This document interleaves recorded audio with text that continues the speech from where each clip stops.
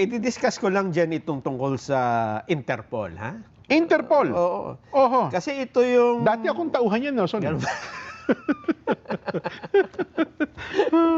Kasi ito yung sinasabi nila na naging obligasyon natin, di ba? Kaya mabilis na pinadala sa dahig ang dating Pangulong Duterte, kasi tayo natatali sa Interpol, sa obligasyon natin sa kanila. Pagka hindi daw natin binigyan, ng halaga, importansya, hindi tayo nakipagtulungan sa Interpol, hindi rin tayo tutulungan yan sa mga kasong... Oo nga, lalo pa nga tayo, ang totoo, tayo anya, marami din tayong mga hinihiling sa Interpol. Mga hinahanap, di ba? Oo. Siguro para manariwa, di ba? Kasi Oo. baka sabihin ng iba, hindi naman yan ang sinabi ng gobyerno. Okay. Ito, mismo nga Pangulong Bongbong Marcos po kasi ang nagpaliwanag. Kasi ang sabi niya, hindi tayo makipagtulungan sa ICC. Totoo. Pero sa Interpol, obligado tayo makipagtulungan. Kaya inaresto si Duterte at dinala sa dahig. Oo. Ito'y press con sa Malacanang ito dyan. Kaya nga raw ang utos, ang tawag doon, hindi red notice, kundi red, anong tawag doon? Nakalimutan. Diffusion. Diffusion. Pero noong panahon na hindi pa binabanggit yung diffusion. Yun na nga. Lumitaw lang yan doon sa Senate hearing nung Senadora Amy. Dito sa panahong ito, red notice ang pinapalutang pa. Kaya Interpol na Interpol. Yes. Kasi yung diffusion, ICC. ICC yun Yes. Kasi yun palang diffusion, ilalabas ng ICC, papadala sa Interpol. Yun na Interpol naman ang red notice. Red notice. Yan. Ang red notice pala, parang 150 countries pala yan, no? Lahat yung mayroong Interpol, no? Ang problema dyan, tayo ba ay ganyan kabilis makipagtulungan sa Interpol sa talagang normal na kaso? Mukhang... Dapat gano'n. Kasi ganyan sinasabi. Yun ang sinasabi. Kapag kadakip, dalhin ka agad dyan sa kung saan man, di ba? Di ba yung nangyari, ako, mabuting halimbawa dyan, kung yung nangyari kay Aris Guo. Di ba? Nung siya nahuli, napauwi dito. Napauwi agad sa Pilipinas. Interpol lang nang humuli daw dyan. Pero alam mo ba, na merong tayong dinakip sa ilalim ng red notice, ito Interpol na mismo, ha? Okay. May red notice ito, ang kaso niya ay drug trafficking at money laundering. Nako, mabigat. Ito ay miyembro pa ng isang malaking sindikato ng droga, pero nahuli sa Pilipinas, sa Cebu. May red notice yan. May red notice. Okay. Pero mag-iisang taon na, nandito pa rin sa Pilipinas. Baka naman kuryente yan, Nelson. Delikado tayo dyan. Hindi ito kagaya ng pagkakahuli kay Digong. Ito isang taon na sa Pilipinas. Isang taon na nasa Pilipinas. At ang kaso niya nasa Indonesia dyan, hindi naman sa Pilipinas. Ba't nakakulong dito yan? Baka may local na kaso. Eto ho yung statement ng DOJ, ha? Nang ito ay arestuhin, ha? Ang inaresto ho kasi noong May 15, 2024, ay itong si Johan Haas. Kapampangan yan? Kapampangan. Kung Kapampangan ito, Aas lang ang basa sa apelyido. Sa kanya ay? Johan Haas. May hinala ako. Halo. Nasa pagitan ng Pampanga at saka ano daw kaso niyan? May red notice po ito na inisyu ng Interpol. Okay. Bukod doon, meron pang international alert for a wanted person. Dahil sa complaint na ipinalho ng Indonesian authorities. Ito po isang high-profile fugitive, ha? At sinasabing miyembro ng Sinaloa Cartel. Ng Mexico, ha? Sinaloa Cartel yan, ano ito? May pelikula ito, Si Sinaloa? Yes. Si Narcos. Yung tumakas. Yes. Si Pablo Escobar. Hindi pa. Iba pa. Yung Mexican, ito si Pablo Escobar, Colombian. Colombian nga pala. Itong Mexican, ilang beses nang inaresto, nakakatakas din. Okay. Ano pangalan? El Chapo. Yun, si El Chapo. Miyembro siya ng sindikato na yon. At ang specialization niya, drug trafficking and money laundering. Talaga may specialization pa. Tapos siya ay tatay ng isang Australian rugby league player na sikat. batay ho sa DOJ statement, noong Mayo 2024, mag-isang taon na nga, ha? The red notice stemmed from a criminal complaint filed by Indonesian authorities accusing Haas of attempting to smuggling drugs hidden in floor ceramic from Guadalajara, Mexico into Indonesia. Oh, nabalita pa ata natin yan yung pangyayari yung nahuli. Oo, may- Tinago sa sa mga Ceramics. Yung droga. Ay, mo, nahuli na sa doon. Nakatakas pa, dito nagtago sa Pilipinas. Kaya ang nahuli, dahil nga sa red notice ng Interpol. Oo. Ang sabi ni Secretary Boying Remulla, let this be a constant reminder that the Philippines is neither a haven nor sanctuary for foreign fugitives. Okay, oo. Tama naman. Oo naman. Eto pa. I congratulate you, yung immigration, Oh. for your hard work and Oh. dedication in ensuring Haas recent apprehension Oh. and his deportation Oh. the soonest. Sa lalong madaling panahon dapat mapalayas ng bansa yan. Oo. Ba? Isang Eh, taon na. Ang bilis naman. Ano ba? Kasi kaya ako kasabi mo, meron siyang kaso rito. Oo. Paano siya magkakakaso? Gusto nyo nga ipa-deport noon pa, di ba? Ayun. Baka ginawa Baka nila. hinaharap pa yung kaso niya nung nahuling droga dito, hindi kaya? Hindi doon nga nahuli. Sa, ganun. Oo. Hindi sana binanggit dito na nung na-arresto to, may mga... Dito nakuha yung mga droga. Wala eh. Wala pala. Ipapa-deport nga eh. Oho. At ito pa, Jen, ha? Nung maaresto si Alice Guo sa Indonesia, kaya pala ang Indonesia ay talagang agad na inaresto si Alice Guo Oho. at pinabalik ng Pilipinas kasi ang gusto nila, ma-swap. Maiuwi din sa Indonesia yung si Kasi doon may kaso eh. si Aas. Oo. Oo. Ang problema, nandito na si Alice Guo. Si Aas, andito pa rin hanggang ngayon. Nandito pa si Alice. Buti hindi nagrereklamo yung Indonesia. Mukhang Naisahan nyo kami.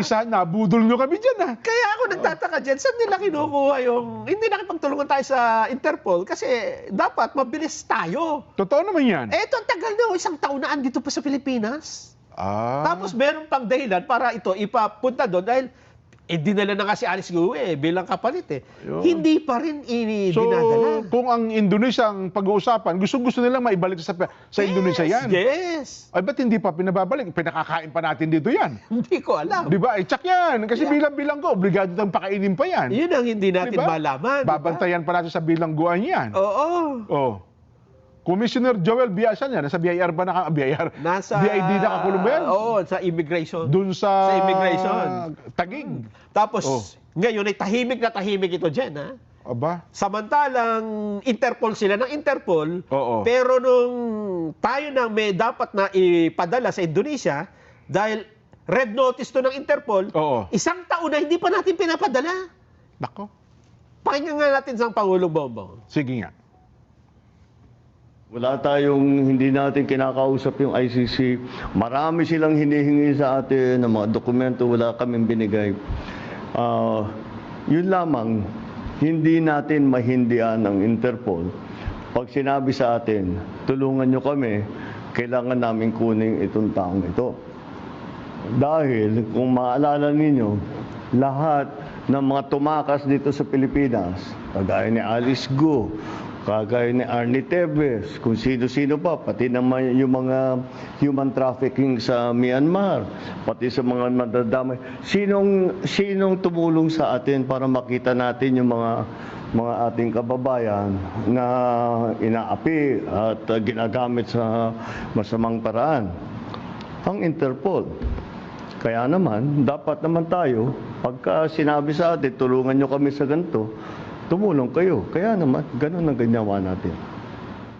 Ayun. Oo. Give and take, Yan ang Oo. maganda ugali ng mga Pilipino Pero ibig sabihin nito, Jen, Oo. namimili lang tayo ng gusto nating ibigay kaagad sa Interpol. Oho. Kasi ito isang taon na, andito pa sa Pilipinas. Di, Red notice ito. Ako sa tingin ko dyan, Nelson, hindi kasi ICC ang nagpapahuli dyan kay AAS na yan. Hindi naman tayo nakikipag-usap sa ICC, di ba? Sabi ng Pangulo. Oo. Ang ating tinutugunan dito ay yung hiling ng Interpol. Oo. Diyan tayo dapat makipagtulungan. Hindi. Kapag kami kailangan silang tao, ibigay natin. Ito, binigay na nga si Alice Guo. Ba't hindi natin ibigay si AAS?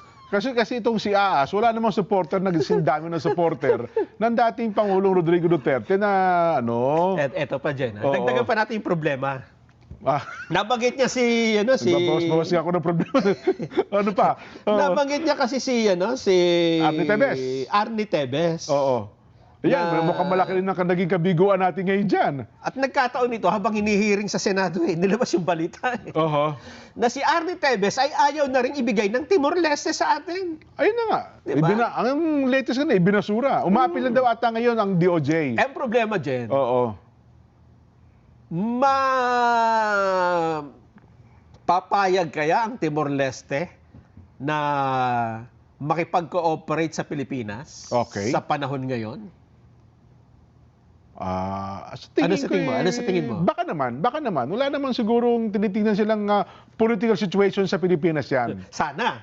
Di ba? Oo. Pero ang problema dyan, Oo. may binitawan na pahayag si DOJ Secretary Crispin Remulla na posibleng makaapekto dito sa kahilingan natin. Di ba? Sabi nga ng Pangulo, Oo, kaya nga oo. natin ito binibigay yung Interpol para makipagtulungan sila. Para may magandang relationship, di ba? Yun ang punto nun di ba? Tama. Ibig ba sabihin, nagbigay siya ng mga maanghang na pananalita si Secretary Boying laban sa Hindi lang- Timor-Leste? Hindi lang maanghang, maasim pa. Ba? Ah? Di sukang may sili yan. Yun nga. Maanghang na maasim. Sabi ho ni Secretary Remulla, Oo. sabi niya, hindi, ay, total, na basura na yung motion for reconsideration natin. Oo. Hindi pala, ang nag-motion for reconsideration dito ay si Tevez. Yes. Oo. Oo. Eto, siya na mismo ang magsabi. Sige nga. Anong reaksyon niya noong Malaman niyang nabasura? niyang pinagbigyan si Tevez? Kasi si okay. Tevez ang umapil Oo. na huwag ituloy yung pagpapauwi sa kanya sa Pilipinas. Mhm. Ito ang sabi ni Secretary Remulla. It's very hard to predict an immature justice system at work. Very immature pa yung justice system ng Timor-Leste. There are maybe a million reasons for this. I don't know. Probably millions of reasons. Because they're a very immature society. The Philippines is very good at that. Masakit naman magsalita. Kung ako ang hukom ng Timor-Leste, Secretary Boying, friend, kaibigan natin yan, Nason, ha? Eto Oo. hindi lang immature dyan Very Oo nga. immature justice system. Oo. Masakit na pahayag yan. Di ba? Ang nauna palang kaso yan, naparinig ko yung paliwanag ng abogado ni Atty. Tevez, ni Tevez. Nauna pala, talo sila. Yun nga. Kaya nag-apila. 2 beses silang natalo. Yun na nga, natalo. Ibig sabihin, mapapauwi na talaga dito. Dapat. Ini-announce pa nga ng Secretary Boying yan Mga kababayan, makakauwi na po. Nanalo Yes. tayo sa Hihintay na Timor-Leste. namin, di ba? O, imapila uli Yung sila. mga reporter nga, nag-abang na sa airport. Yun, oh. Umapila ang Tevez. Ang kampo ni Tevez. Oo. At nung Nung matalo, immature. bakit nung Mukhang malindi, wag bakit naman. nung okay yung apila, hindi sila immature? Oo. At nung ngayong natalo kayo, immature na? Oho. Sinong immature dito, Jen? Oo Yung nga. Timor-Leste o yung secretary ng justice natin? Kung ako yun, sasabihin ko, hintayin nyo na po, under appeal. Kami naman po ngayon ang umapil, ha. Ako naman yung naniniwala. Dapat ikaw na maging secretary of justice Kasi kung ako yun, ha, mukhang sa tingin ko, baka si Secretary Boying, mabigat ang kalooban kaya nakapagbitaw ng ganyan mga pananalita.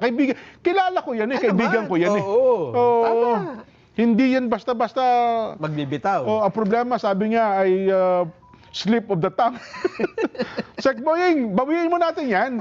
Mukhang hindi maganda. Baka ang mangyari dyan ngayon ay lalong hindi bigay ng Timor-Leste si di ba? Si Arnie Tevez. Ayun ang sinasabi natin, di ba? Immature, very immature. Wag naman. Hindi naman siguro tama yun sa isang kapwa natin bansa. kahit pa sabihin natin, well, tanggapin natin pa sa Mandali, Nelson, ha?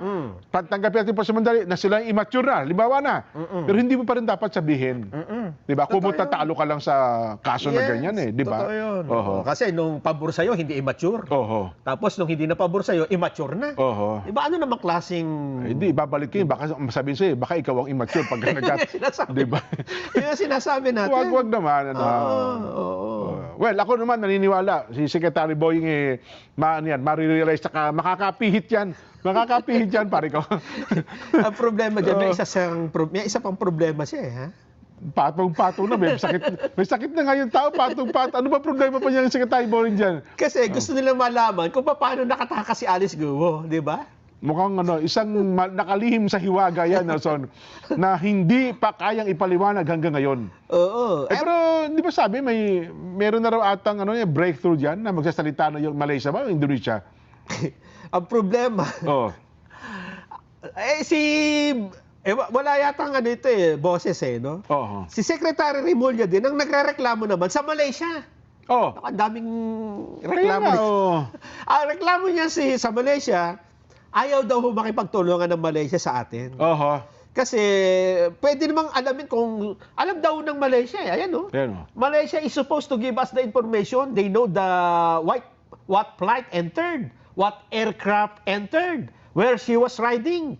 But they refused to give it to us Oh. for some reasons that were alluded to about the case of our brothers in the South Thai connection sa ICC. Ay, iba na siguro. Oho. Hindi ba? Ayaw makipagtulungan ng Malaysia. Ang sinasabi niya dito ay dahil daw doon sa issue ng Sabah claim. Ayun. Di ba, no? Hindi sana gamitin nilang Interpol. Ayun ang sinasabi natin, di ba? Oo. Kasi ang Interpol ay exchange of information eh. Totoo. Ibig sabihin nito, Jen, hindi pala totoo na ang Interpol ay nakikipagtulungan sa atin kaagad-agad. Ay, siyempre naman. Kapag kailangan natin, di Oo ba? naman. Bakit tayo biglang gano'n na bigla nating ipinadala sa The Hague, Netherlands ang isang matanda, Oo. di ba? At hindi man lang natin nahintay ng kahit isang oras o ilang yun magsabihin nila na we will give you a day. Oho. Ha? Ample time. Ample time. Oo.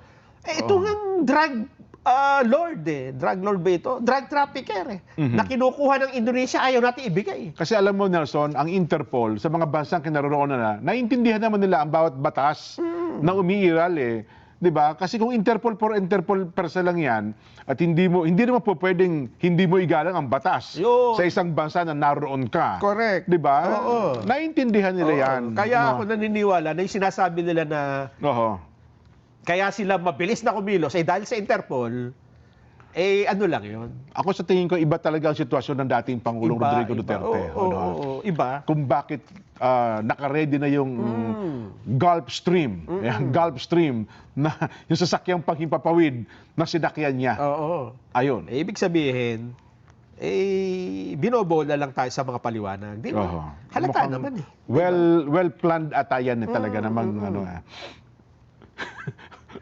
well-planned batay sa chismis na natanggap nilang Paano naman hindi magiging well-planned kung nandun na yung aeroplano?